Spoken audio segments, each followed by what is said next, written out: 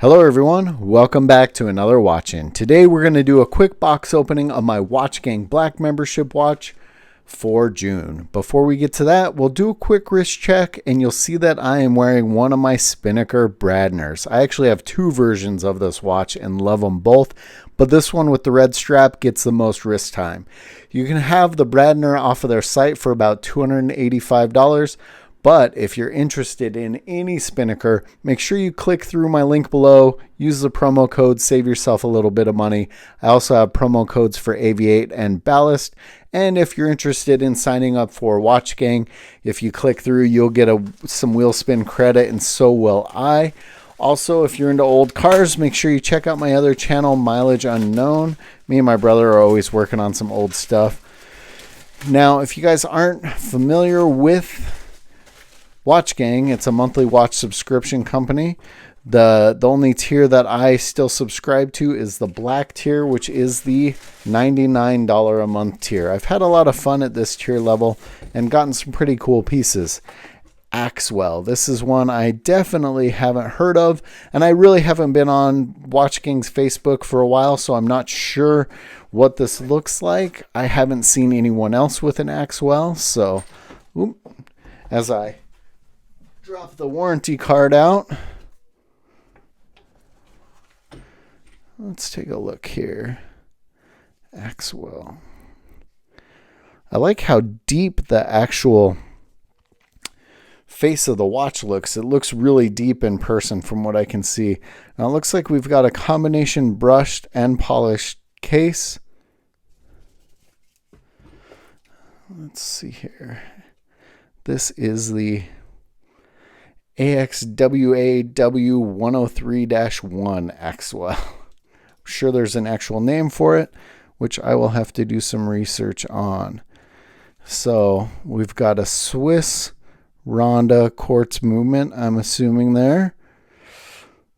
It did say made in China on the label, which more and more a lot of the watches I'm seeing have Swiss parts, made in China, assembled in China. Seems to kind of be the way of the world lately. Pull the plastic off the face. I really like how deep the dial and bezel combo looks. And I think that's actually kind of why I like the Spinnaker, but it has that little bit of curve, so it gives it even more depth to it.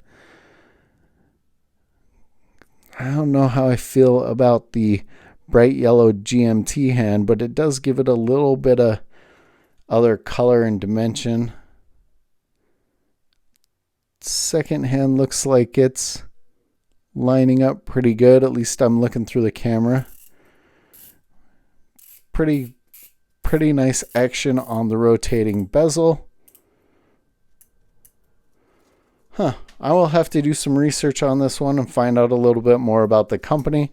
I don't mind the look of it. For that $99, I don't think it's too bad, but I'll have to size it, wear it, do some research, and find out what I really think of this one.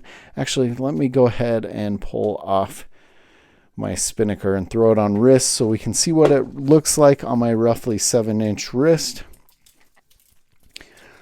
Also, guys, if you're not subscribed, make sure you subscribe, drop a comment, tell me if there's other watch brands you want me to take a look at. Looks like I'm going to be removing probably 4, maybe even 5 links. I'm going to say 4 and then using some of the micro adjustments. But I've honestly been debating whether I'm going to keep the channel going or not. It's actually slowed down a little bit. And as much as I love watches and love doing it, I just don't know that I'm getting the responses that I want to keep going. So if you like the channel, like the content, make sure you like and subscribe and drop a note below and tell me to keep on going. Let me know what you think of this one in the comments below. As always, guys, thanks for watching.